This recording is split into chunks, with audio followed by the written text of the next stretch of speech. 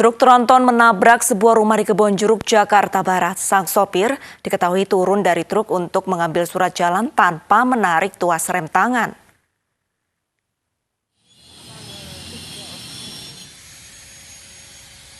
Seperti inilah kondisi rumah warga usai ditabrak truk tronton bermuatan di Jalan Pahlawan Kebonjeruk, Jakarta Barat. Truk tersebut menyebabkan tembok rumah ambruk dan sejumlah hewan peliharaan milik pemilik rumah mati. Tidak hanya itu, motor dan mobil milik korban yang terparkir di halaman depan turut rusak ditabrak truk. Diketahui, truk tronton ini baru selesai mengantarkan barang kiriman ke perusahaan tepat di depan rumah korban. Namun sang sopir turun dari truk tanpa menarik tuas rem tangan hingga akhirnya menabrak rumah. Lupa rem tangan mungkin, jadi mobil nyolong aja ke rumah saya. Jalan sendiri, tidak ada supirnya. Kalau itu Bapak bisa lihat kondisi seperti ini. Apa aja Pak yang kena?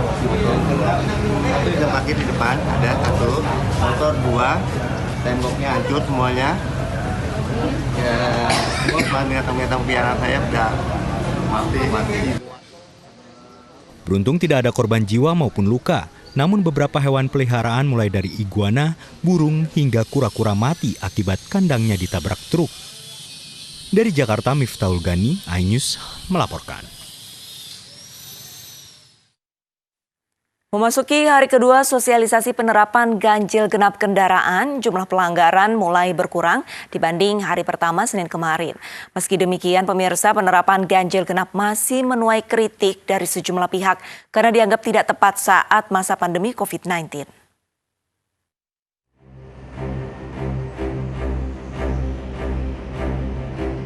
Sosialisasi penerapan kembali ganjil genap di Jakarta terus digencarkan polisi lalu lintas.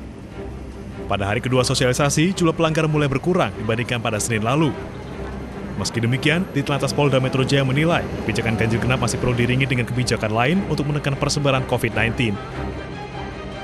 Untuk menekan COVID-19 tentu tidak bisa hanya ganjil genap berdiri sendiri, tapi harus sertai dengan misalnya kebijakan pengetatan lagi untuk work from home. Jadi disesuaikan saja sama tanggalnya. Kantor-kantor memberi izin misalnya hari ini tanggal ganjil, hari ini tanggal genap ya, tanggal 4. Untuk yang karyawan punya mobil ganjil ya work from home, bekerja di rumah. Jadi satu paket gitu, nggak bisa sendiri-sendiri, saling support. Hal senada disampaikan oleh Kepala Dinas Perhubungan DKI Jakarta. Selama masa PSBB transisi, Pemprov DKI Jakarta telah mengatur tentang jam dan juga waktu kerja di perkantoran untuk mencegah kepadatan kendaraan. Pemprov DKI Jakarta sudah melakukan pengaturan sesuai Pergub 51 bahwa selama masa transisi warga ataupun orang yang bekerja itu diatur waktunya. Tujuannya tentu agar tidak terjadi kepadatan, baik itu di perkantoran, di pusat-pusat kegiatan. Kan jika ramai-ramai bekerja, waktu istirahatnya juga bersama-sama, tentu itu akan terjadi kepadatan di kantin, di mana tempat makan dan seterusnya. Namun, penerapan ganjil genap mendapatkan kritik dari DPRD DKI Jakarta. Aturan ganjil genap dinilai tidak tepat pada saat pandemi corona. Ya, kita melihat kebijakan ganjil genap saat ini sangat mengganggu ya, tidak berdampak yang baik kepada masyarakat, malah cenderung menyusahkan karena dalam suasana COVID yang sudah berbulan-bulan ini, masyarakat secara ekonomi kan sudah sangat rentan. Mereka butuh hidup, mereka butuh melanjutkan usahanya, dan mereka juga punya karyawan yang banyak. Dan tidak semua mempunyai mobil yang ada ganjil genapnya. Artinya kalau kita membatasi mereka bergerak, mobilitas mereka kita kurangi, ini secara ekonomi sangat-sangat tidak baik dan berdampak buruk. Selama 3 hari masa sosialisasi ganjil genap yang berlangsung hingga 5 Agustus 2020, pelanggar hanya diberi teguran. Sanksi tilang mulai akan berlaku pada 6 Agustus mendatang. Dari Jakarta, tim liputan iNews melaporkan. Penerapan kembali ganjil genap membuat jumlah penumpang KRL meningkat. Meski demikian, hingga Selasa malam tidak ada penumpukan penumpang di stasiun Manggarai.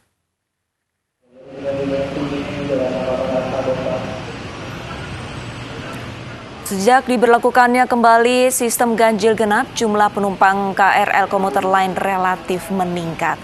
Meski demikian, hingga Selasa malam tidak terjadi penumpukan penumpang di stasiun Manggarai. Sejumlah penumpang merasakan adanya kepadatan di KRL komuter lain pada jam-jam sibuk.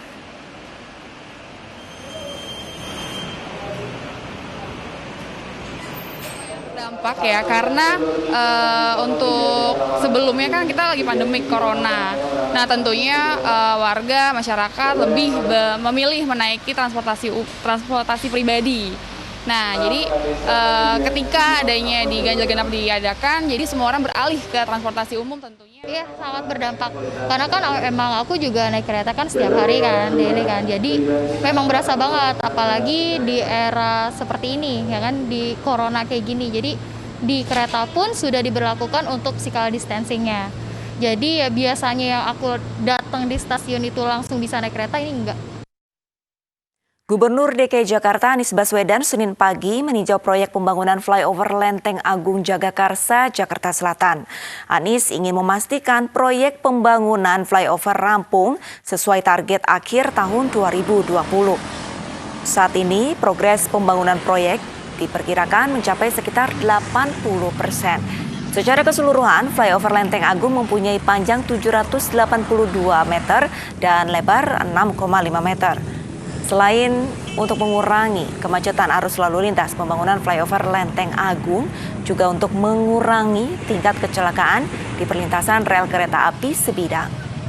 Sejumlah warga menyambut baik pembangunan flyover ini meski tak dipungkiri selama proses pembangunan berdampak pada semakin parahnya kemacetan arus lalu lintas.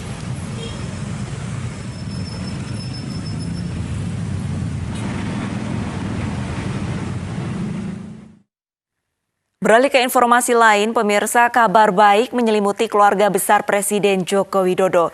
Putri sematawayangnya, Kahiyang Ayu, melahirkan anak kedua berjenis kelamin laki-laki. Cucu keempat Presiden Jokowi ini lahir dalam kondisi sehat melalui persalinan sesar.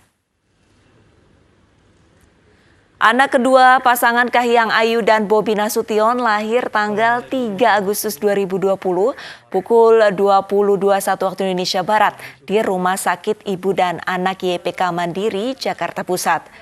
Cucu keempat Presiden Jokowi ini lahir dengan bobot 3,4 kg serta tinggi badan 49,5 cm melalui persalinan sesar.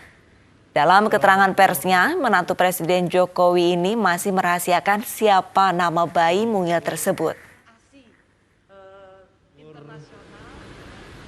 Alhamdulillah, saya dan keluarga mengucapkan kepada Allah Subhanahu wa Ta'ala pada tanggal 3 Agustus 2020 pukul 20.21 istri saya melahirkan anak kami yang kedua berjenis kelamin laki-laki. Alhamdulillah sehat walafiat dengan berat badan 3,4 dokter ya, serta tingginya itu 49,5 cm. Proses kelahirannya sesar dengan ada pertimbangan medis yang disampaikan oleh tim dokter.